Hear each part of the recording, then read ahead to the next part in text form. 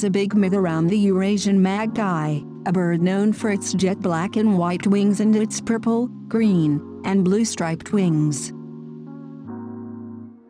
Old British poems predict the fate of a person basis on the number of magpies they saw: 1 sadness, 2 superstitions, 3 funerals, 4 births.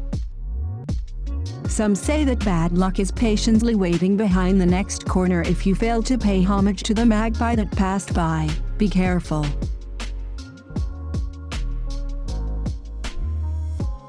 Many believe that a magpie sits in the window of your home.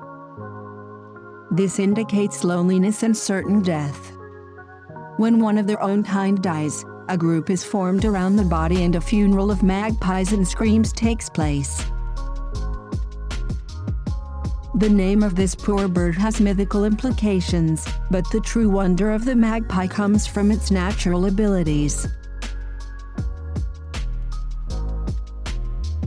The common magpie is one of the most intelligent birds and one of the most intelligent animals in existence.